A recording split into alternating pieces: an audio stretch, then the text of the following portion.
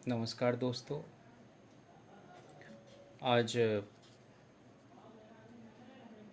National movement front के page पर आप सबके बीच मुखातिब हूँ और आज हमारी बातचीत भारतीय स्वाधीनता संग्राम के समय की पत्रकारिता पर है। मेरी कोशिश होगी कि कुछ बातों पर मैं रोशनी डाल सकूं। इतना वृहद विषय है कि इस पर एक बातचीत में सारी बातों को, सारे पहलुओं को समेट पाना थोड़ा मुश्किल काम है। जब हम भारतीय स्वतंत्रता आंदोलन की बात करते हैं तो हमारे जहन में पहला ख्याल क्या आता है? एक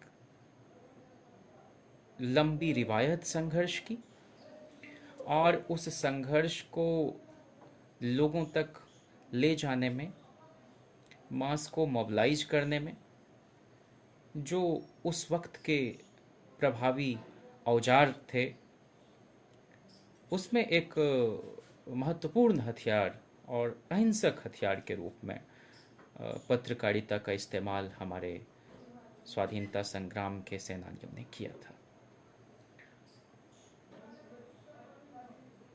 फारसी में एक शेर है कि बया दामने इल्मगीर उस्तुवार, बया दामने इल्मगीर उस्तुवार कि इल्मत रसानद बदारुल करार, कि इल्म के दामन को बहुत मजबूती से थामो, क्योंकि यही वो इल्म है जो तुम्हें लिबरेट करेगा, सेल्वेशन की तरफ, इमेंसिपेशन की तरफ ले जाएगा। और एक वक्त आज है जबकि खबर नवीसी के लिए इल्म तालीम की ज़रूरत या उसकी अनिवार्यता ही मानो समाप्त मान ली गई हो। तो ऐसे गाढ़े वक्त में जो रोशनी हम हासिल करते हैं वो उन लोगों से जिन्होंने न सिर्फ राजनैतिक रणनीति के साथ, न सिर्फ राजनैतिक प्रतिबद्धता के साथ इस मुल्क को आज़ाद कराने में अपनी सशक्त भूमिका निभाई, बल्कि जो क्राउड उस वक्त की थी उसको मास में तब्दील करने का काम, फिर मास को पब्लिक बनाने का काम, जो कहते हैं ये पब्लिक है जो सब जानती है, तो वो जो सब जानने की प्रक्रिया है उसमें उनको सही सूचनाएं पहुंचाना, उनके मानस को झकझोरना, झिंझोड़ना, सुषुप्तावस्था से भारतीय जनमानस को जागृत अवस्था में लाना, ये सब उनके रोज़मर्रा की चिंताओं में शामिल थे। और जो आरंभ हम देखते हैं वो बंगाल गज़ट से, और जिसका खामियाजा उसके संस्थापक को, जो कॉलोनियल इंडिया था उस पीरियड में, जो वीकली थी बंगाल गज़ट 29 जनवरी 1780 से जो शुरू हुआ प्रकाशन, तो उसके एडिटर जेम्स ऑगस्टन हिकी को उसका खामियाजा भुगतना पड़ा। उन्होंने ये कहा कि मुझे अपने मन और आत्मा की स्वतंत्रता के लिए अगर अपने जिस्म को सज़ा देनी हो, उसको कष्ट देना हो, तो मैं इसको खुशी खुशी करता हूँ। और वारेन हेस्टिंग्स ने उनको जेल में डाल दिया। उसके बाद के एडिटर ने भी उस रिवायत को ज़िंदा रखा। इस कड़ी में गणेश शंकर विद्यार्थी का जिक्र बाद के दिनों में भूमिका रही, वह बहुत ज़रूरी हो जाता है। इस लिहाज से नहीं कि उन्होंने प्रताप का संपादन शुरू किया और वहाँ पर माखनलाल चतुर्वेदी से लेकर बड़े बड़े राष्ट्रवादी साहित्यकार ब्रह्मवृक्ष बेनीपुरी, इन सब लोगों कि वहाँ पर लेखनी से लोगों को एक तरह से जागरूक बनाने में, स्वाधीनता आंदोलन के लिए उनको तैयार करने में मदद मिलती थी, बल्कि वहाँ जो बहुत जिसको आप गर्म दल कहते हैं, जो नौजवान पीढ़ी के लोग थे, भगत सिंह जैसे लोग, उनकी मसीह क्रीड़ा को भी उतने ही तवज्जो के साथ वहाँ पर जगह मिलती थी। अ, सिर्फ लेखन तक वो महदूद नहीं थे, बल्कि जब कभी समाज के अंदर तनाव पैदा करने की कोशिश होती थी, हिंदू मुस्लिम में तकसीम कराने का षड्यंत्र रचा जाता था, तो गणेश शंकर विद्यार्थी अपनी लेखनी के माध्यम से तो लोगों को विवेक के प्रयोग का मशवरा देते ही थे, साथ ही वो उन दंगाइयों के बीच निकलकर उनको शांत करने के लिए भी पहुंच जाते थे। और इसी जद्दोजहद में, इसी कोशिश में उनको जान तक गंवानी पड़ी।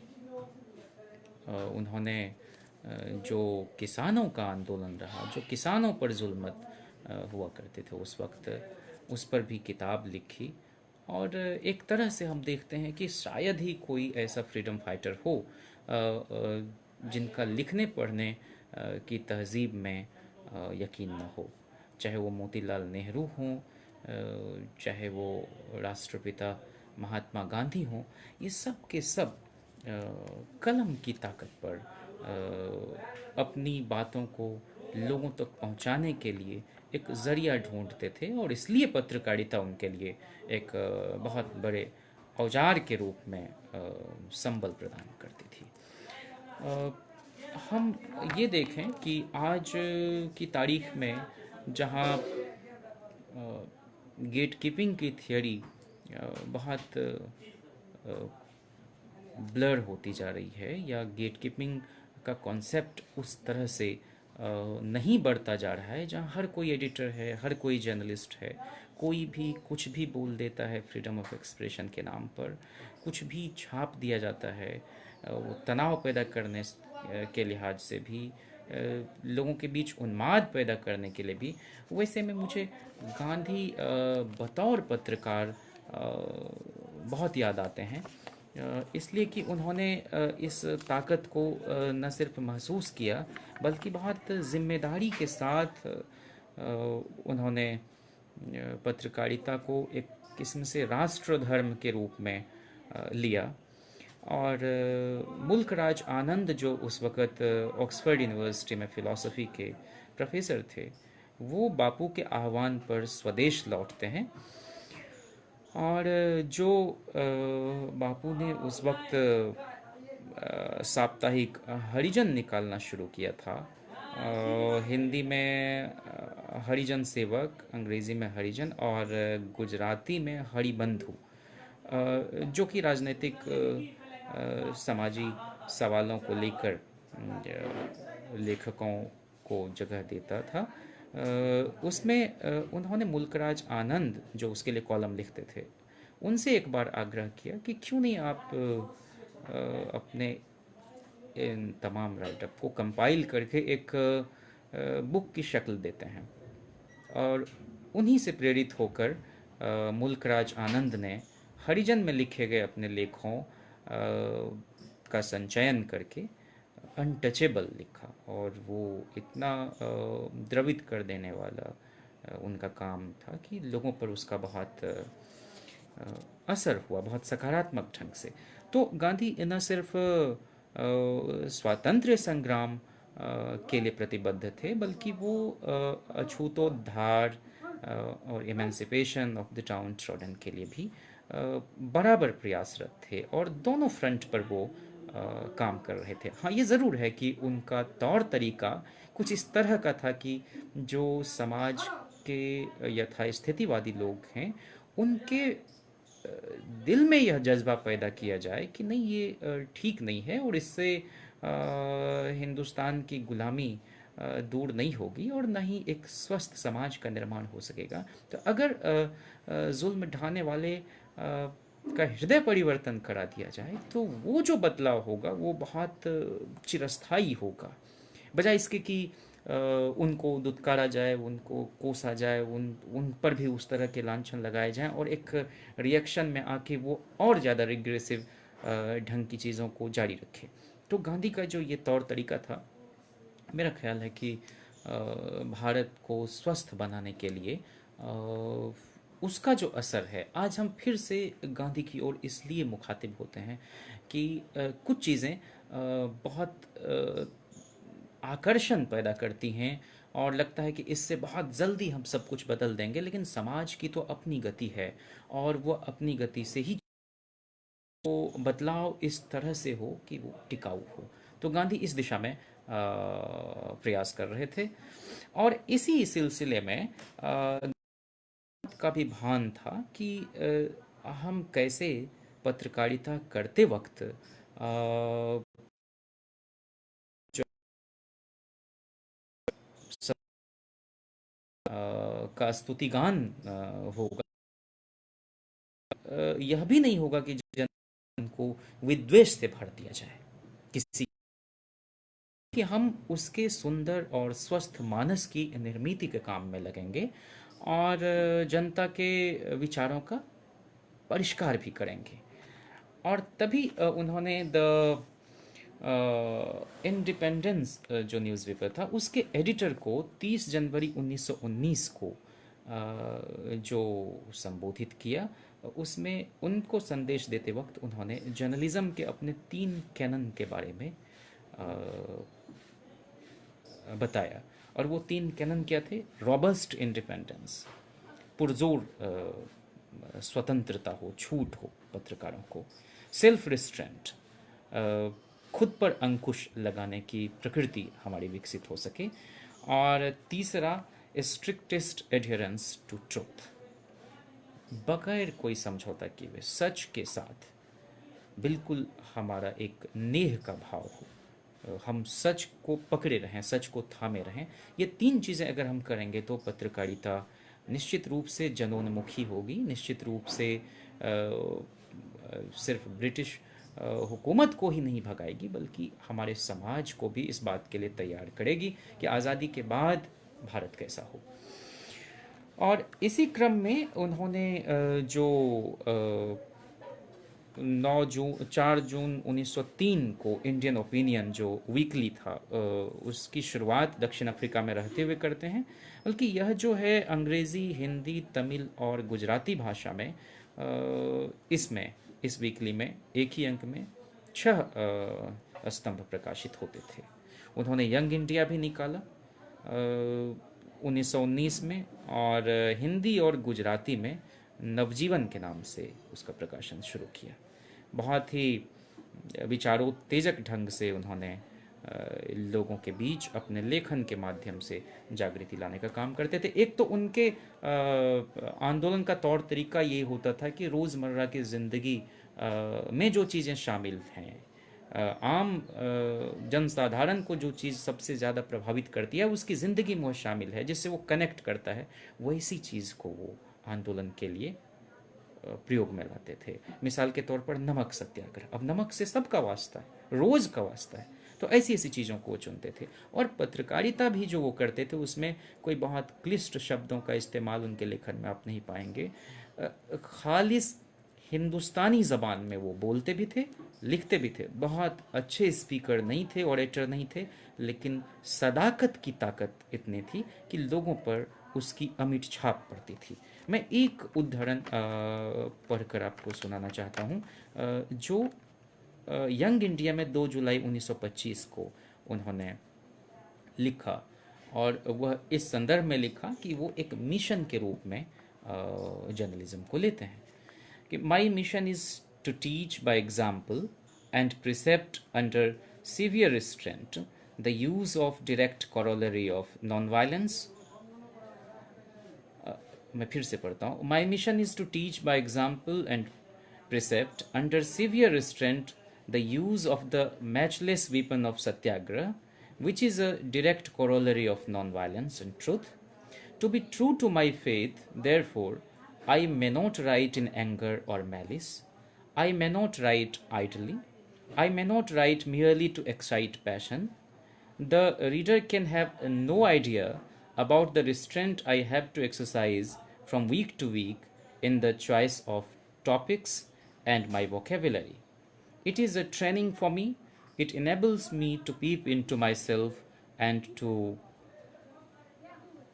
make discoveries of my weaknesses. Often my vanity dictates a smart expression or my anger a harsh adjective. It is a terrible ordeal but a fine exercise to remove these weeds. तो कुल मिला के किसी खास मनोभाव में मनोस्थिति में जब रहते थे तो किसी के पैशन को एक्साइट करने के लिए वो नहीं लिखते थे। बहुत क्रोध में जब होते थे तब नहीं लिखते थे और सप्ताह दर सप्ताह अपने आप को चेक करते रहते थे कि हमारी क्या वोकेबलरी है, हमारा क्या शब्दकोश है, हम किन शब्दों का प्रयोग करते हैं और जनता पर इसका क्या असर पड़ेगा। इन बातों का ख्याल इसलिए भी ज़रूरी है कि जो लोग राजनीति में हैं आज के भारत में, वो अगर कुछ कहते हैं तो उनकी बातों का बहुत असर होता है आम आवाम पर। तो इसलिए हर वक्त चुनावी भाषण के मोड में ना होकर या हर वक्त आंदोलन के वक्त जो एक किस्म से कभी कभी तिक्तता होती है किसी के प्रति और हम कई बार बिलो द बेल्ट बातें कर जाते हैं, ये हमारे स्वाधीनता संग्राम में शामिल लड़ाकाओं ने नहीं किया था। उसको उसका ख़ास तौर पर वो ध्यान रखते थे कि हमको किन चीज़ों से बचना है। अब देखिए कि जर्नलिज्म के जो स्टूडेंट हैं वो मार्शल मैक्लुहान का एक बहुत प्रोफेटिक जो एक्सप्रेशन है उसका हवाला देते हैं कि मीडियम इज़ मैसेज, माध्यम ही संदेश है। और गांधी ने क्या कहा, माई लाइफ इज मैसेज, मेरा जीवन ही संदेश है। और इस बात की अगर हम पड़ताल करेंगे तो फिर नेहरू के बारे में प्रोफेसर राकेश भट्टबयाल ने एक लेख लिखा था कि द मैन इज मैसेज। आदमी अपने आचरण से, अपनी राजनीति से, अपने व्यवहार से, अपने कौशल से चाहे तो एक बड़ा संदेश दे सकता है। और भारतीय स्वाधीनता संग्राम में शामिल लोग इस बात को समझते थे कि अंग्रेज़ों ने जो नीति अपनाई थी कम्युनल हेट्रेट का, जो इस समाज के अंदर व्याप्त कमज़ोरी थी, उसका पता चलने के बाद तो गांधी जी इस बात को लेकर भी खासे चौकन्ने और चौकस रहते थे। और दंगा फसाद के बारे में जो उत्तेजनापूर्ण और अफवाह से भरी रिपोर्टिंग होती थी उस पर वो लिखते हैं कि the newspaper man has become a walking plague. Newspapers are fast becoming the people's Bible, Quran, and Gita rolled in one. A newspaper predicts that riots are coming, and all the sticks and knives have been sold out in Delhi. A journalist's duty is to teach people to be brave, not to instill fear into them. तो आज भी जब दंगे की खबर कहीं पर किसी अखबार में आप देखते हैं तो पता चलता है कि छुरे, चाकू और तलवार सब निकलने शुरू हो गए। रामनवमी के नाम पर बिहार में 2 लाख से ज़्यादा ऑनलाइन तलवारों की बिक्री हो गई। तो जो ऐसा देश आज़ादी के बाद गांधी ने हमको दिया, जिस तरह की पत्रकारिता उस वक्त हो रही थी, आज कभी कभी पीछे मुड़कर देखने पर पता चलता है कि हम अपनी धरोहर को भी ठीक से नहीं संजो पा रहे हैं। और गांधी की अगर हम माने तो वो तो ये भी कहते थे कि what is really needed to make a democracy function is not the knowledge of facts but right education, and the true function of journalism is to educate the public mind, not to stock the public mind with wanted and unwanted impressions. A journalist has therefore to use his discretion as to what to report and when. As it is, the journalists are not content to stick to the facts alone. Journalism has become the art of intelligent anticipation of events. तो इसलिए इस discretion का ज़रूर इस्तेमाल होना चाहिए।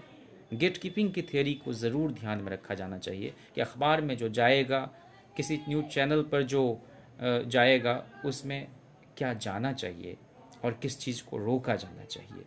ये line जब तक हम नहीं याद रखेंगे तो हम कोई प्रो पीपल जर्नलिज्म, कोई जनवादी पत्रकारिता, कोई राष्ट्र हित में ध्यान में रख के कोई काम हम कर पाने में शायद फेल हो जाएंगे।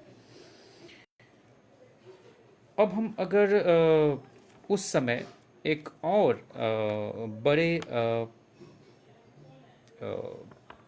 ट्रेंड की तरफ ध्यान दें, तो हम देखते हैं कि भारतीय भाषा की पत्रकारिता ने जिस तरह से आज़ादी की लड़ाई में अपना योगदान दिया, वह बेमिसाल है।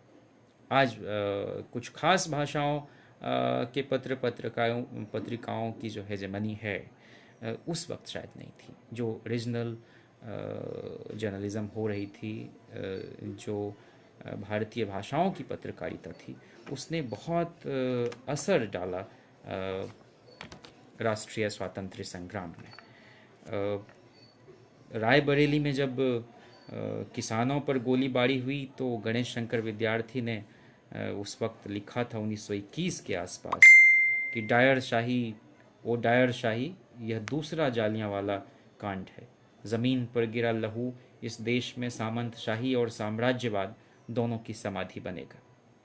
अंग्रेज़ों ने उन पर मुकदमा भी किया, लेकिन उनके पक्ष में 50 से ज़्यादा गवाह गुजरे, जिनमें स्वराज पार्टी के मोतीलाल नेहरू जी, जवाहरलाल नेहरू जी, कृष्ण मेहता आदि जैसे राष्ट्रीय नेता थे। अब विस्तार से इस पर रिसर्च वर्क कर रहे हैं सुधांशु वाजपेयी जी। उन्होंने काफ़ी सुंदर आलेख द प्रिंट में भी लिखे हैं, उसको पढ़ा जा सकता है। और वहीं कानपुर में दंगा रोकने की कोशिश में, जैसा कि मैंने शुरुआत में कहा, 23 मार्च 1931 को उनकी जान चली गई। तो सही मायने में पत्रकारिता धर्म का निर्वाह तो इस तरह से हमारे पुरखों ने किया। उन्होंने बहुत संवेदना के साथ, बहुत चेतना के साथ राष्ट्र धर्म के रूप में इस पत्रकारिता को लिया। हम यह नहीं कह रहे कि उस वक्त सब कुछ भला भला ही हो रहा था। कोई गोल्डन पीरियड, कोई स्वर्ण युग पत्रकारिता का किसी ज़माने में नहीं रहा है। हाँ, ये है कि उस वक्त लोगों के मन में यह ख्याल था कि वो जो कुछ कर रहे हैं वह इतिहास में लिखा जाएगा और उसका असर आने वाली नस्लों पर पड़ेगा। तो उनको अपनी जिम्मेदारी का भान था, अपने उत्तरदायित्व बोध को समझते थे, और इसीलिए बहुत संजीदगी के साथ, बहुत जिम्मेदारी के साथ वो कलम चलाते थे। और सिर्फ सीधे सीधे कोई पत्रकारिता का पेशा अपनाकर या कोई अखबार निकालकर, कोई पत्र पत्रिका, पाक्षिक, मासिक, दैनिक निकालकर ही वो इस काम को कर रहे थे, ऐसा नहीं था। कोई उपन्यास के माध्यम से, प्रेमचंद के उस वक्त के की रचनाओं को आप देख लें, टैगोर की रचनाओं को आप देख लें, हर कोई अपने अपने किस्म से जनमानस की निर्मिति में लगा हुआ था। जब गणेश शंकर विद्यार्थी प्रताप निकाल रहे थे, उस वक्त वो सर्वधर्म संभाव की बातें करते थे। उन्होंने ये भी अपने पहले अंक में प्रताप की नीति करके लिखा कि भाई हमारी क्या जिम्मेदारी होगी, हम किस रूप में इस पत्र को निकालेंगे, इसमें किस किस तरह के कंटेंट को शामिल करेंगे। और वो कहते थे कि कुछ लोग हिंदू राष्ट्र चिल्लाते हैं, वे बड़ी भारी भूल कर रहे हैं, उनको राष्ट्र की अभी तक कोई ढंग की समझ नहीं आ पाई है। हम किसी मजहब के विरोधी नहीं, हम इस बात में पूर्ण विश्वास करते हैं कि प्रत्येक उन्नत राष्ट्र में प्रत्येक पुरुष और स्त्री को मजहबी विचार रखने की पूर्ण स्वतंत्रता होनी चाहिए, लेकिन इसके मानी यह नहीं कि हम कोई उन्माद फैलाएं। तो ये गणेश शंकर विद्यार्थी की नज़र में धर्मनिरपेक्षता के मानी थे। और आज तो राष्ट्र जैसे खूबसूरत शब्द, राष्ट्रवाद जैसे मानीखेज लफ्ज़ का ऐसा अर्थापकर्षण हो गया है। और सौरभ भाई बार बार कहते हैं कि भक्त, देशभक्त। अब देशभक्त अपने आप में इतने उदात्त विचारों से लैस शब्द है। भक्त बल्कि खुद, और भक्ति ट्रेडिशन का हवाला देते हुए कहते हैं कि जिसने भी ये लफ्ज़ ईजाद किया है उसने कोई बहुत अच्छा काम नहीं किया है।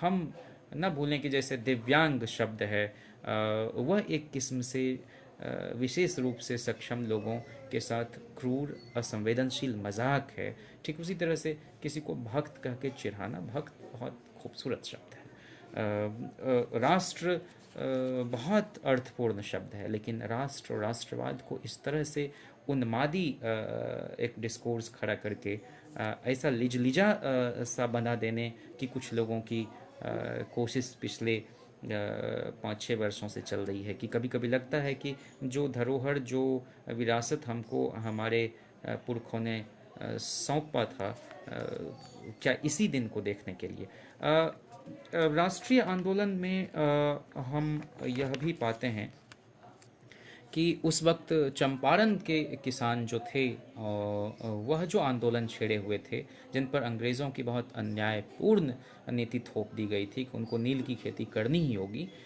उसको भी, उनकी समस्याओं को भी प्रताप में जगह मिलती थी।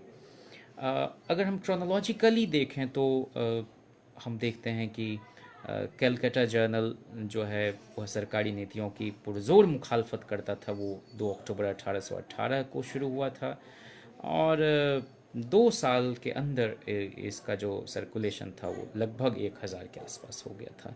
इसकी कीमत उस वक़्त 1 रुपये के आसपास थी। 1861 में टाइम्स ऑफ इंडिया बॉम्बे से शुरू हुआ था। ये प्रो ब्रिटिश गवर्नमेंट उस वक्त रिपोर्टिंग किया करता था। 1865 में पायनियर इलाहाबाद से शुरू होता है। इसमें लैंडलॉर्ड और महाजनी के पेशे में लगे लोगों के प्रति सॉफ्ट कॉर्नर रहता था। 1868 में मद्रास मेल, यह भी एक किस्म से प्रो यूरोपियन कॉमर्शियल सेक्शन जो था उस वक्त का औद्योगिक घराना, उसके पक्ष में खड़ा था। 1875 में स्टेट्समैन कलकत्ता से शुरू किया गया था। यह दोनों तरह का एक संतुलित अप्रोच यह रखता था भारतीय राष्ट्रवादियों के लिए। उनकी आलोचना भी करता था और उनकी प्रशंसा में भी इसकी रिपोर्टें होती थीं।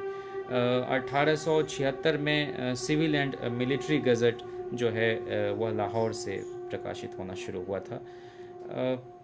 हम इस कड़ी में देखते हैं कि अमृत बाज़ार पत्रिका एक मील का पत्थर साबित हुआ। उसको बंगाल के एक गांव से आप समझें कि शुरू किया गया था और उसको शुरू करने वाले 3 लोग मुख्य रूप से हेमेंद्र घोष, शिशिर कुमार घोष और मोतीलाल घोष। इनके सदप्रयास से 1868 में यह जो शुरू हुआ और जो वर्नाकुलर प्रेस एक्ट था, उस वजह से पहले जो यह बांग्ला में और अंग्रेज़ी में था, बाद में पूरी तरह से 1891 में इंग्लिश डेली के रूप में आना शुरू हुआ। हम तिलक की बात अगर करेंगे तो उन्होंने मराठी भाषा में केसरी निकालना शुरू किया और अंग्रेज़ी में मराठा। अब ये नाम थोड़ा सा दिलचस्प है कि मराठी भाषा में जो उनका साप्ताहिक था उसका नाम केसरी और अंग्रेज़ी ज़बान में जो साप्ताहिक था उसका नाम मराठा। तो हम देख रहे हैं कि भारत के अलग अलग कोनों में लोग काम कर रहे थे और जो समाज सुधारक किस्म के हमारे नेता थे, राजा राम मोहन राय, उन्होंने संवाद कौमुदी नाम से निकालना शुरू किया कलकत्ता से 1821 में। फिर 22 में फ़ारसी ज़बान का उन्हीं का पत्र था मिरातुल अखबार। फिर अंग्रेज़ी भाषा में उन्होंने ब्राह्मणिकल मैगज़ीन निकालना शुरू किया। बांग्ला हेराल्ड भी 1829 में, बंगदूत जो बांग्ला में भी आता था, फ़ारसी में भी, हिंदी में भी, अंग्रेज़ी में भी। एक वक्त आया जब कांग्रेस जब उसको लीड कर रही थी और उसके फलक पर बहुत सारे नेशनल लीडर्स इमर्ज कर रहे थे। उस समय उसके अंदर, कांग्रेस के अंदर भी जो नौजवानों का एक बड़ा धड़ा था और खुद जवाहरलाल नेहरू जी जिस तरह से समाजवादी विचारों से ओतप्रोत थे और भारत को एक सोशलिस्ट मुल्क के रूप में जो एक तसव्वुर उनका था, उसमें वो स्वाधीनता आंदोलन से ही लगे हुए थे। तो उसी धड़े में जो लोग इस एक पार्टी के रूप में कांग्रेस सोशलिस्ट पार्टी का गठन कर, माने उसके अंदर ही वो फल फूल रहे थे, उन्होंने कांग्रेस सोशलिस्ट नाम से अपना आधिकारिक पत्र निकालना शुरू किया। और कम्युनिस्टों का उस समय जो माउथपीस हुआ करता था वो नेशनल फ्रंट, बाद में जिसके नाम से वामपंथी दलों के समर्थन से वीपी सिंह की सरकार भी बनी, उसका नाम भी नेशनल फ्रंट था। और पीपुल्स वॉर, फिर एम एन रॉय जो थोड़े से इन लोगों से मुख्तलिफ राय रखते थे, उन्होंने अपना दल बनाया और फिर उसका माउथ पीस था इंडिपेंडेंट इंडिया। एक बात आज हम याद करें कि बाल गंगाधर तिलक ने जब अपने पत्र मराठी में और अंग्रेज़ी में निकालने शुरू किए, उसी पीरियड में बहुत बड़ा अकाल पड़ा था 1896 में, जिसमें हज़ारों लोगों की मौत हो गई। मुंबई में उस समय प्लेग महामारी फैली और अंग्रेज़ी सरकार ने, ब्रितानी हुकूमत ने उसको कंट्रोल में करने के लिए सेना का सहारा लिया, और जिसने घर घर जाकर उसकी तलाशी ली। लोग उससे रुष्ट भी हुए और बहुत भारी आक्रोश भारतीय जनता में। तो तिलक ने केसरी पत्र के ज़रिए जनता की भावनाओं की तर्जुमानी करते हुए जो लेख लिखे, उस लेख की वजह से उनको 18 महीने की जेल की सज़ा अंग्रेज़ों ने दे दी। तो हम देख रहे हैं कि कोई बहुत आसानी से, कोई रोमानियत भरा संघर्ष नहीं था आज़ादी का। जाहिर सी बात है कि स्पिरिट था, जज्बा था, सब कुछ था, लेकिन लिखने पढ़ने की तहजीब जो उस वक्त के हमारे नेताओं में थी, वही मास मोबिलाइजेशन का सबसे बड़ा टूल था। और उन्हीं पत्रों के माध्यम से वो लोगों को आंदोलन के लिए तैयार करते थे। वो एक दो लाइन है ना कि खींचो न कमान न तलवार निकालो, जब तोप हो मुकाबिल तो अखबार निकालो। तो उस वक्त लोग अखबारों के ज़रिए, हाँ, आज की तरह ये जो कुकुर मुत्ते की तरह फैले हुए चैनल्स हैं, अगर उस वक्त इलेक्ट्रॉनिक मीडिया होता तो पता नहीं गांधी की राह कितनी ये लोग दुश्वार कर देते, नेहरू कितना इन लोगों से परेशान हो सकते थे। तमाम तरह के इमेजिनेटिव नेचर के बावजूद ये तो मैंने जीना दूभर कर दे जो आदमी गुजर गए उनका, तो फिर जिंदा लोगों के लिए तो ये क्या क्या नहीं, ये झाल कीर्तन बजाना ये शुरू कर देते। मुझे एक बात याद आ रही है, उस वक्त 1970s वगैरह में बिहार में कुछ महापुरुषों की जीवनी पढ़ाई जाती थी, और ये पिताजी पुरानी किताबों को संभाल कर रखते थे। तो उसमें गांधी जी के बारे में जो लिखा था, उसमें एक दिलचस्प वाक़या था कि एक बार गांधी जी से एक अंग्रेज़ पत्रकार ने पूछा कि मिस्टर गांधी, मरने के बाद आप स्वर्ग में जाएंगे या नरक में? तो गांधी जी ने अपने हल्की मुस्कान के साथ कहा कि वो तो मैं नहीं जानता, लेकिन इतना ज़रूर कह सकता हूँ कि वहाँ भी मुझे आप जैसे पत्रकारों से छुटकारा नहीं मिलेगा। तो लब्बुलुआब कहने का यह है कि सिर्फ आज के दौर में ही आप कैसा महसूस कर रहे हैं, आपको कैसा लगता है, इस तरह के बेवकूफ़ाना अहमकाना सवाल सिर्फ आज नहीं हो रहे थे, उस वक्त भी लोग इस तरह की बातें किया करते थे, भले वो प्रिंट पत्रकारिता हो। गांधी अपने आप में विशिष्ट रहे, इसलिए कि उनको सच कहने का साहस दक्षिण अफ्रीका में रहते हुए ही उनकी प्रकृति में ये शुमार हो गया था। और जो हिंद स्वराज उन्होंने लिखा, उस 1909 ईस्वी की, अगर मैं ठीक हूँ तो, में प्रकाशित उस एक छोटी सी किताब ने, पुस्तिका ने, बाद में गांधी के विचारों में बहुत परिष्कार हुआ। और वो कहते भी थे कि अंतिम बार किसी मुद्दे पर जो मैं कह रहा हूँ, उसी को मेरी राय मानी जाए, क्योंकि विचारों का एक किस्म से क्रमिक विकास होता रहता है। तो उस हिंद स्वराज ने गांधी को गांधी बनने से पहले गांधी बनाया। मैं इसलिए इस बात पर जोर दे रहा हूँ, लिखने पढ़ने की संस्कृति पर, कि कोई ऐसा फ्रीडम फाइटर हिंदुस्तान का नहीं था जिन्होंने किताबें ना लिखी हों, जिन्होंने पत्र पत्रिकाओं में लेख न लिखे हों, जो जगह जगह जाकर नुक्कड़ सभाओं के माध्यम से लोगों को एड्रेस ना करते हों। आज लिखना पढ़ना राजनीति में सबसे बड़ी बाधा मान ली गई है। अगर आप लिख पढ़ रहे हैं तो लोग आपको 2 मिनट नहीं लगेगा यह कहने में कि अरे 2 4 आर्टिकल लिख सकता है, ये सब राजनीति क्या करेगा। मतलब राजनीति करने के लिए पूरी तरह से गुड़ गोबर होना ज़रूरी मान लिया गया है। अब ये इस दशा पर आप हंसेंगे कि रोएंगे। गांधी से बड़ा राजनीतिक काम कौन कर रहा था? नेहरू अंबेडकर से ज़्यादा बड़ा सियासी काम करने में कौन तल्लीन था उस वक्त? लेकिन क्या उन्होंने लिखना पढ़ना छोड़ दिया? अगर उन्होंने लिखा पढ़ा नहीं होता तो हमारे पास आज क्या डॉक्यूमेंटेशन होता? हमारे पास दुनिया को बताने के लिए क्या होता कि हमारे पास गांधी जैसा अनोखा आदमी था जिसने लोगों को साथ चलना सिखाया। हमारे पास नेहरू थे जिन्होंने बताया कि university stands for humanism, tolerance, जिन्होंने संस्थानों का निर्माण किया और जिन्होंने आज़ादी की लड़ाई में अपनी जाति संपत्ति कुर्बान कर दी। ऐसे से नेता हुए मोतीलाल नेहरू जैसे।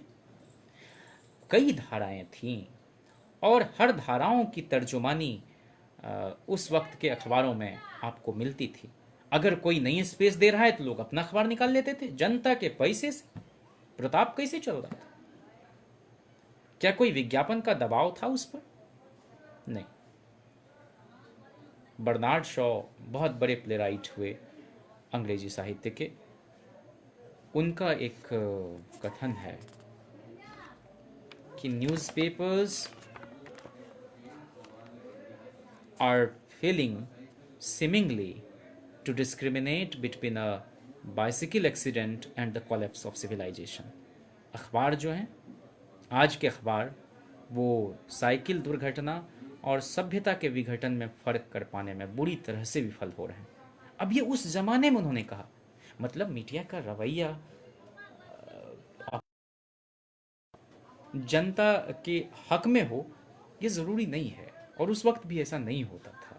आपने देखा आज स्टेट्समैन की जितनी ही कॉपी सर्कुलेट होती हो, लेकिन कहा जाता है कि अगर आपकी अंग्रेज़ी ठीक करनी हो आपको तो आप स्टेट्समैन पढ़िए।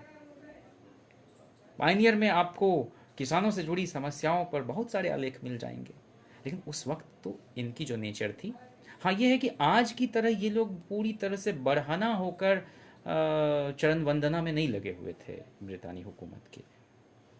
माने बहुत सारे अखबार थे जो भारतीय समाज जिस तरह से आंदोलित था, जिस तरह से उद्वेलित था, उसकी बातों को भी जनता तक पहुंचाने के काम में वो लोग लगे हुए थे और बहुत कुर्बानी।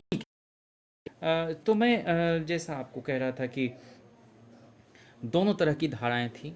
तो हसरत मोहानी जैसे लोग यह भी कहते थे कि जी में आता है लगा दूं आग कोहे तूर को, जी में आता है लगा दूं आग कोहे तूर को, फिर ख्याल आता है मूसा बेवतन हो जाएगा। गांधी का अपना अंदाज था, मोहानी का अपना अंदाज था, और मोहानी ने तो यहां तक कह दिया कि गांधी की तरह बैठकर काटेंगे क्यों चरखा, गांधी की तरह बैठकर काटेंगे क्यों चरखा, लेनिन की तरह देंगे ना दुनिया को हिला हम। तो सबकी अपनी भूमिका थी, सब लोग अपने अपने तरह से लिख रहे थे। लेकिन आज़ादी के आंदोलन से जो ऊर्जा हम ग्रहण करते हैं आज की तारीख में, आखिर वो कौन से दबाव हैं जिसके चलते हम उस तरह के अखबार नहीं देख पाते। पहला पन्ना, पहले पन्ने की जो संकल्पना है वह पूरी तरह से ख़त्म हो गई। उसको जैकेट बोलते हैं ये लोग, जो जिस पर आप फूड का बड़ा बड़ा प्रचार देखते हैं, जिस पर अब की बार फलां की सरकार, ढमकाना की सरकार, इस तरह के विज्ञापन आप देखते हैं। तो पहला पन्ना जो है वो गायब होता जा रहा है और यह त्रासदी है।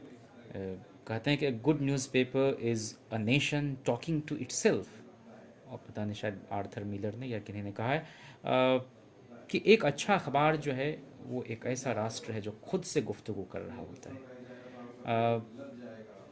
लेकिन दुर्भाग्य से व्यावसायिक दबाव के चलते या फिर पाठक भी उस तरह से उनको उनका जो लागत मूल्य है अखबार निकालने में वो नहीं देते हैं। हमारे यहाँ जो अखबार की कीमत है उससे कई गुना ज़्यादा आपको पाकिस्तान में। जो डॉन उस समय मुस्लिम लीग के विचारों की अभिव्यक्ति कर रहा था, उसकी कीमत आप पाकिस्तान में जाकर देख लीजिए, और अपने यहाँ आप टाइम्स ऑफ इंडिया की कीमत देख लीजिए, द हिंदू की देख लीजिए, तो आपको स्पष्टता पता चल जाएगा कि हम लोग भी उस तरह की क्वालिटी रिपोर्टिंग को शायद डिजर्व ना करते हों।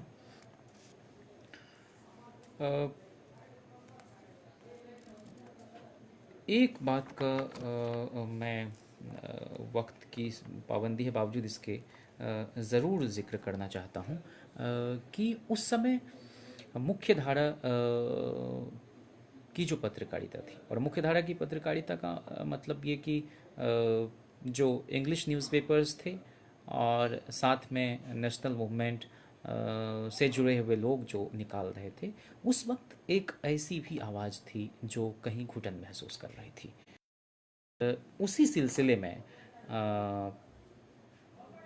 आपको अम्बेडकर मूक नायक निकाल रहे थे, और ये अम्बेडकर की पत्रकारिता का पीरियड अगर हम देखेंगे तो 1920 से 1956, यानी जीवन पर्यंत वो इस काम में थे लगे हुए। मूक नायक का पहला अंक 31 जनवरी 1920 को आया, और अंतिम अखबार जो है वो प्रबुद्ध भारत, उसका पहला अंक 4 फरवरी 1956 को, यानी जीवन के बिल्कुल आखिरी दिनों में उन्होंने निकाला।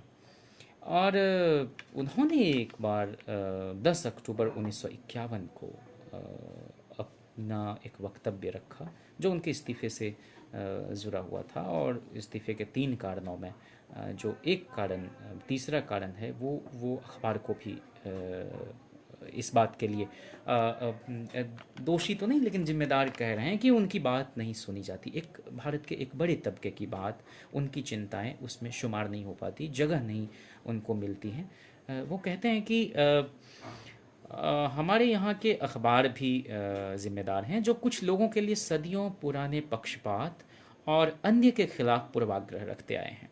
उनकी धारणाएं तथ्यों पर कम ही आधारित होती हैं। जब उन्हें कोई रिक्त स्थान दिखाई देता है, वे उसे भरने के लिए ऐसी बातों का सहारा लेते हैं जिसमें उनके प्रिय लोग बेहतर नजर आएं, और जिनका वे पक्ष नहीं लेते वे गलत नजर आएं।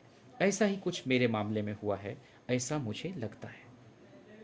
अब देखिए, मैं इसको इस स्टेटमेंट को इसलिए अप्रिसिएट कर रहा हूँ कि इसमें एक तरफ तो वो अखबार पर प्रश्न चिन्ह खड़ा कर रहे हैं, लेकिन भाषा बहुत तहजीब याफ्ता किसी इंसान की जो भाषा हो सकती है वो है। फिर वो अखबार के रवैये पर यह लिखते हैं कि मूक नायक में कि बहिष्कृत लोगों पर आज हो रहे और भविष्य में होने वाले अन्याय पर योजनाबद्ध तरीके से विचार करना होगा। उसी के साथ भावी प्रगति तथा उसे प्राप्त करने के रास्ते की सच्ची जानकारी के संबंध में भी चर्चा करनी होगी। चर्चा करने के लिए समाचार पत्र जैसी दूसरी जगह नहीं है। समाचार पत्र की अहमियत गांधी भी समझते हैं, समाचार पत्र की अहमियत मौलाना आज़ाद भी समझते हैं, हजरत मोहानी भी समझते हैं, समाचार पत्र की महत्ता आपको मोतीलाल नेहरू भी समझते हैं, टैगोर भी समझते हैं, और अंबेडकर भी समान रूप से समझते हैं। वो कहते हैं कि सत्ता और ज्ञान के अभाव में, मुक्तायक में ही वे कह रहे हैं, सत्ता और ज्ञान के अभाव में वे पिछड़े रह गए। वही कारण है कि उनके दुख में दरिद्रता शामिल नहीं थी, क्योंकि उनके लिए खेती, व्यापार, उद्योग अथवा जीवन यापन करना कठिन नहीं था, लेकिन सामाजिक भेदभाव के कारण अछूत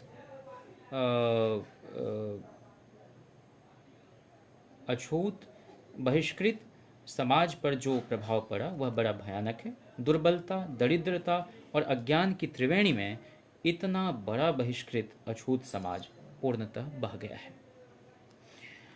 भारत में पत्रकारिता पहले एक पेशा थी, अब वह एक व्यापार बन गई है। अखबार चलाने वालों को नैतिकता से उतना ही मतलब रहता है, ये काफ़ी पहले कह रहे हैं वो, उतना ही मतलब रहता है जितना कि किसी साबुन बनाने वाले को। पत्रकारिता स्वयं को जनता के जिम्मेदार सलाहकार के रूप में नहीं देखती। भारत में पत्रकार यह नहीं मानते कि बिना किसी प्रयोजन के समाचार देना, निर्भयतापूर्वक उन लोगों की निंदा करना जो गलत रास्ते पर जा रहे हों, फिर चाहे वे कितने ही शक्तिशाली क्यों ना हों। पूरे समुदाय के हितों की रक्षा करने वाली नीति को प्रतिपादित करना उनका पहला और प्राथमिक कर्तव्य बन गया है। भारतीय प्रेस में समाचार को सनसनीखेज बनाना, तार्किक विचारों के स्थान पर अतार्किक जुनूनी बातें लिखना और जिम्मेदार लोगों की बुद्धि को जागृत करने के बजाय गैर जिम्मेदार लोगों की भावनाएं भड़काना आम बात है। व्यक्ति पूजा की खातिर देश के हितों की इतनी विवेकहीन बलि इसके पहले कभी नहीं दी गई।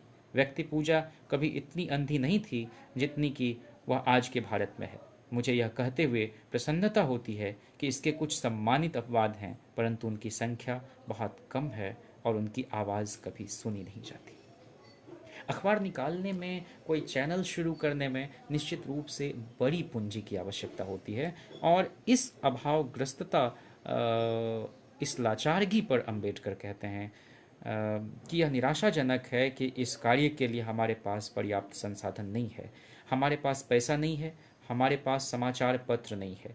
पूरे भारत में प्रतिदिन हमारे लोग अधिनायकवादी लोगों के बेरहमी और भेदभाव का शिकार होते हैं, लेकिन इन सारी बातों को कोई अखबार जगह नहीं देते हैं।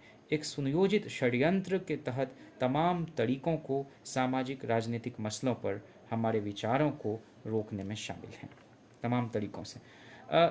तो कुल मिला के यह सिर्फ आज का संकट नहीं है कि व्यक्तिवाद हावी हो गया है। उस ज़माने में भी अखबार कुछ लोगों को खुश करने के लिए इस तरह के काम किया करते थे। आज़ादी के आंदोलन के वक्त तो ब्रितानी हुकूमत की यूलॉजी में लगे हुए थे और उसके बाद भी रवैया कुछ लोगों का नहीं बदला। चंद्रशेखर ने एक बार लोकसभा में बोलते हुए कहा था, अटल बिहारी वाजपेयी जी को और आडवाणी जी को इंगित करते हुए, कि हम ये ना भूलें कि हम इतिहास के आखिरी आदमी नहीं हैं। हम नहीं रहेंगे लेकिन यह देश रहेगा। इस देश की संप्रभुता, इस देश की गरिमा कायम रहेगी। दुनिया की कोई ताकत इसको तबाह नहीं कर सकती है। हम अगर जनता के प्रति अपनी जिम्मेदारी का निर्वहन करके जनता को उनके कर्तव्य के प्रति जगा सकें तो मैं समझूंगा कि यह सदन अपना फर्ज निभाने में कामयाब रहा। और उन्होंने कहा कि अखबारों के स्तुतिगान से इतिहास नहीं बना करता। Nations are not run by bullet और ballot but by the will power of the people.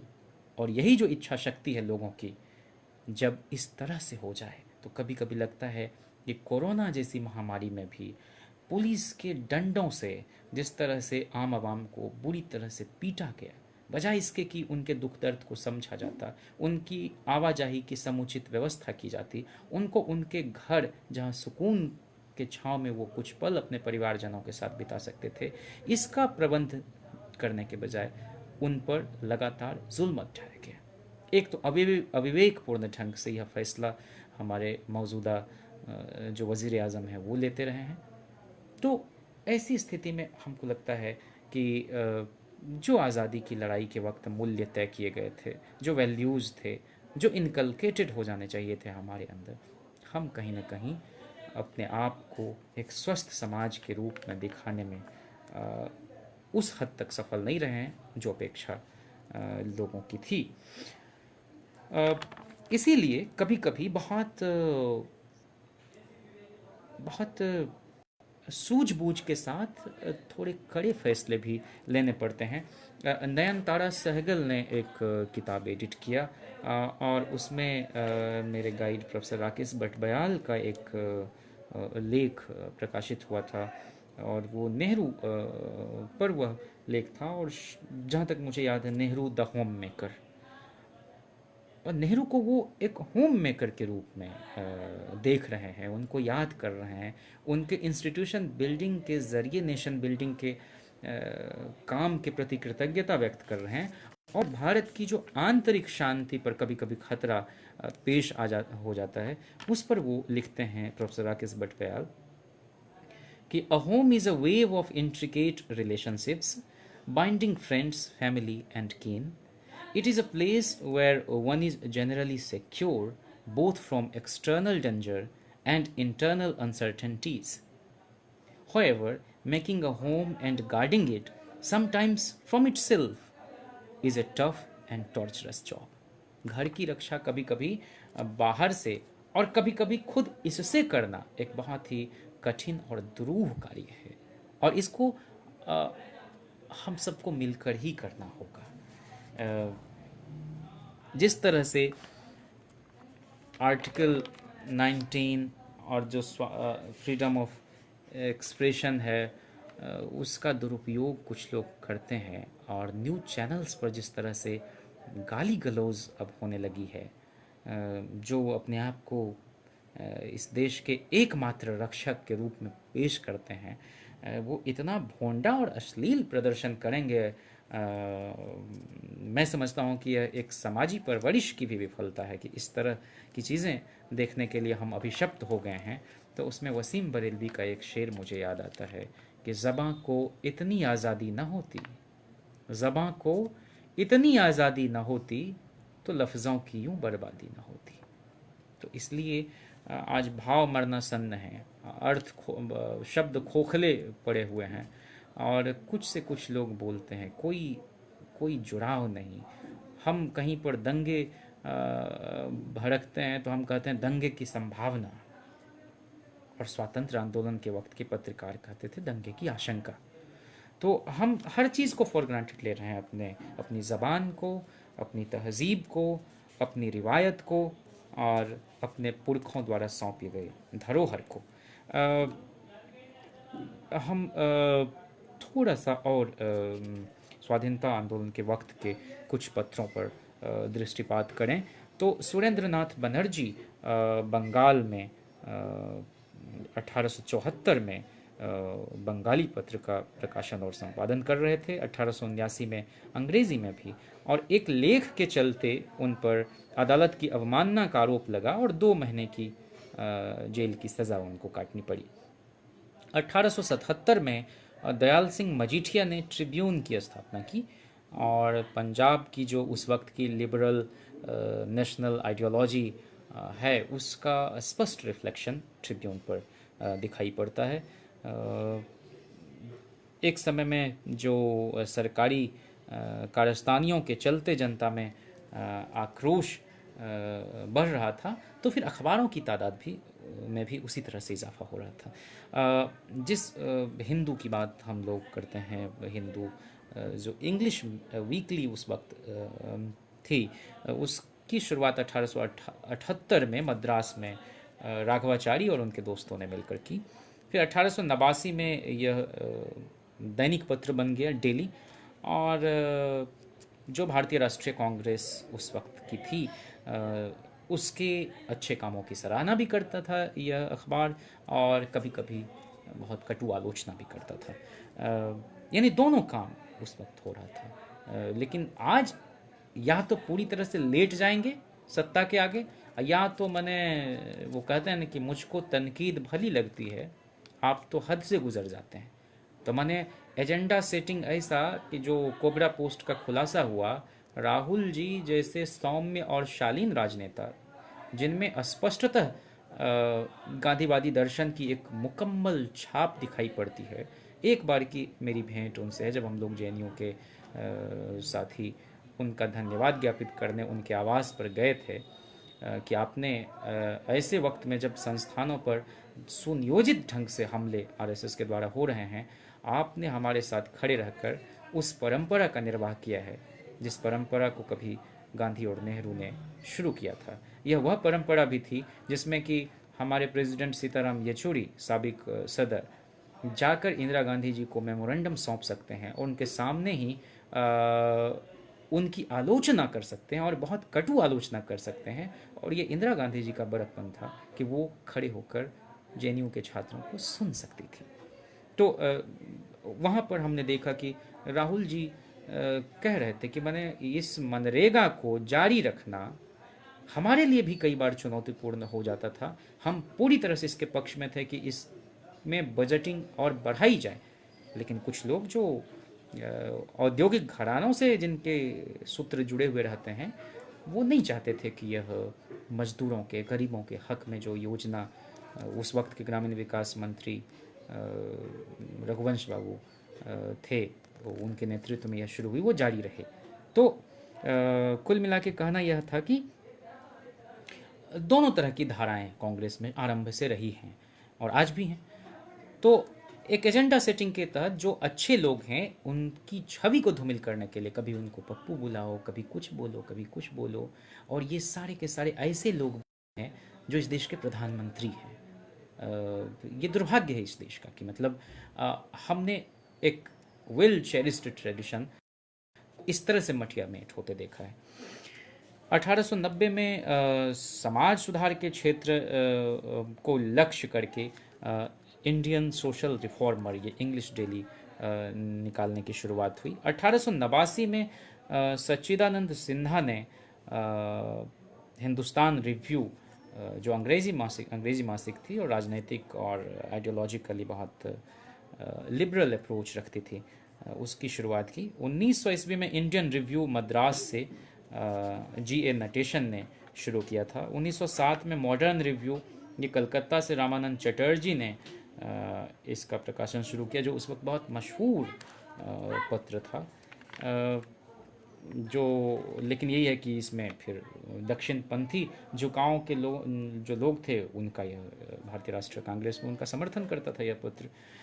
फिर 1913 में बीजी हार्निमन के नेतृत्व में फिरोज शाह मेहता ने बॉम्बे क्रॉनिकल निकालना शुरू किया। 1918 में सर्वेंट्स ऑफ इंडिया सोसाइटी ने श्रीनिवास शास्त्री के संपादकत्व में अपना मुखपत्र शुरू किया, सर्वेंट ऑफ इंडिया के नाम से।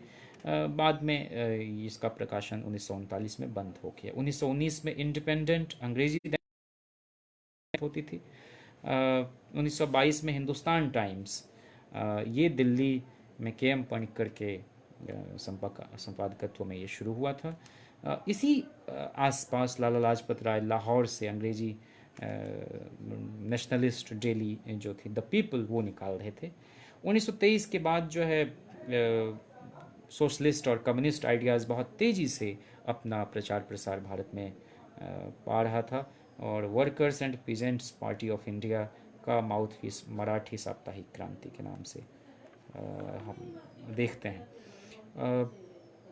जो स्पार्क और द न्यू स्पार्क हचिनसन के संपादकत्व में इंग्लिश डेली उस वक़्त निकलता था। 1930 से 39 के बीच जो है उसमें कांग्रेसी नौजवानों के बीच जो सोशलिस्ट पार्टी का ऑफिशियल जो माउथपीस था, पहले भी मैंने जिक्र किया कि वो कांग्रेस सोशलिस्ट के नाम से। इस तरह से हम देखते हैं कि एक लंबी फहरिस्त है उस आज़ादी के आंदोलन के वक्त के पत्र पत्रिकाओं में और कई भाषाओं में। अब जैसे देखिए वारिंद्र घोष ने युगांतर शुरू किया, फिर दादा भाई नौरोजी ने रस्त गुफ्तार को एडिट करना शुरू किया था 1851 में, और जो कई भाषाओं में निकलते थे, जैसे मजहरुल सरूर भरतपुर से 1850 में, पयाम आज़ादी दिल्ली से 1857 में, ज्ञान प्रदायिनी लाहौर से 1866 में, सरिश्ते तालीम लखनऊ से 1883 में, राजपूताना गजट अजमेर से 1884 में, बुंदेलखंड अखबार ललितपुर से 1870 में, फिर आपको जगत समाचार प्रयाग से 1868 में, जगत आशना जो है वो आगरा से 1873 में, हिंदुस्तानी लखनऊ से प्रकाशित होता था 1883 में, पर्चा धर्म सभा फरुखाबाद से 1889 में, समाचार सुधा वर्षन कलकत्ता से ये आपको 1854 में, हिंदी और बांग्ला दोनों में, हिंदी प्रकाश हिंदी उर्दू गुरुमुखी में यानी पंजाबी में अमृतसर से 1873 में, मर्यादा परिपाटी समाचार संस्कृत और हिंदी में आगरा से 1873 में। तो एक इतना कुछ है। और जब आप देखेंगे कि इंडियन फ्रीडम स्ट्रगल के वक्त के मैगजीन्स को, जर्नल्स को, न्यूज़पेपर्स को और उसके बारे में जानकारी को, तो आपको इतनी सामग्री मिल जाएगी कि 10-20 ट्रक अगर उसका प्रिंट आउट आप लें तो आपको मिल जाएगा। तो उस पर बहुत तफसील से मैं समझता हूँ कि बात करने की ज़रूरत नहीं है। आखिर में मैं सिर्फ इतना कहना चाहता हूँ कि आज की तारीख में भी जो लोग आम लोगों के लिए कलम चलाते हैं, कई बार उन पर सेडिशन का चार्ज लगा के, कई बार उनको हैरास करने के लिहाज से उनको जेल में बंद करके सताया जाता है, ऑप्रेस किया जाता है, और गांधी पर जब देशद्रोह का माने राजद्रोह का जो मुकदमा लगा सेडिशन का, और जब वो निकले जेल से, तो उन्होंने जो पहला वक्तव्य दिया वो यही कि this 124A is Prince of all. और आज भी उस कॉलोनियल माइंडसेट के साथ बहुत सारे कानून हमारे बीच मौजूद हैं जिससे लोग तंग और तबाह होते रहते हैं। डीपी त्रिपाठी को एक बार मैं सुन रहा था और उन्होंने कहा कि this instead of being historical, this बिजली पत्रकारिता हैज़ बिकम हिस्टेरिकल, कि मास हिस्टेरिया पैदा करता है। और वो इलेक्ट्रॉनिक मीडिया को बिजली पत्रकारिता कहा करते थे। आलोक तोमर की स्मृति में कार्यक्रम था पिछली दफ़े, तब वो ये बात बोल रहे थे। और उन्होंने कहा कि ये जो अफवाह और गप जो है हमारी सामाजिक और राजनैतिक चेतना को विषाक्त करते जा रहे हैं। और अशोक वाजपेयी रूस के 2 अखबारों का हवाला देते हुए कहते हैं कि वहाँ 2 अखबार जो है वो है इजवेस्ती, वो 2 अखबार हैं इजवेस्तिया और प्रावदा। इजवेस्तिया में प्रावदा नहीं है, प्रावदा में इजवेस्तिया नहीं है, यानी सच में खबर नहीं है और खबर में सच नहीं है। तो इस तरह से सूरत हाल है। मैं ये कहूँ कि जैसे बिलो पॉवर्टी लाइन है BPL, वैसे ही एक BML है, बिलो मीडिया लाइन। इस देश में बहुत सारे ऐसे लोग हैं जहाँ सही सूचनाएं नहीं पहुँच पाती, वो सूचना रेखा के नीचे जीवन बसर कर रहे हैं। और जब तक सुसूचित लोग नहीं होंगे तब तक वो कोई परिपक्व फैसले न समाज हित में न देश हित में नहीं ले पाएंगे। तो इसलिए बहुत ज़रूरी है कि उन तक सही सूचनाएं पहुँचें। Well informed people are less prone to media manipulation, हम सब जानते हैं। लेकिन क्या कीजिए, इसी में जीना है, इसी में मरना है। कुछ अपने हिस्से का पहाड़ हम भी तोड़ें। जो वैकल्पिक स्वर हैं, जो वैकल्पिक प्लेटफॉर्म है, वहाँ जाकर हम अपनी बातें रख पाएँ। वसीम बरेलवी के 2 शेर के साथ मैं अपनी बात समाप्त करना चाहता हूँ कि जिन्हें सलीका है तहज़ीब गम समझने का, जिन्हें सलीका है तहज़ीब गम समझने का, उन्हीं के रोने में आंसू नज़र नहीं आते। वसीम जहन बनाते हैं तो वही अखबार, वसीम जहन बनाते हैं तो वही अखबार, जो लेके एक भी अच्छी खबर नहीं आते। हम उम्मीद करते हैं कि आपको मेरी बातचीत पसंद आई होगी, और फिर अगली बार कुछ नई बातों के साथ अगर कोई अवसर आता है तो मैं आपसे मुखातिब होना पसंद करूंगा। सभी साथियों का बहुत बहुत शुक्रिया। आप अपने आसपास के लोगों का, परिवार के लोगों का ख्याल रखें। और सौरभ दा जो यह नेशनल मूवमेंट फ्रंट के संयोजक, अब शुक्रिया जैसे शब्द तो बहुत औपचारिक हो जाएंगे। उन्हें उनकी सुदीर्घ आरोग्य में ज़िंदगी की सद्कामना के साथ उनको जन्मदिन की फिर से बधाई। रमेश जीवन में खूब अच्छा करें, इसी प्रतिबद्धता के साथ उनको बहुत सद्कामनाएं। बहुत शुक्रिया।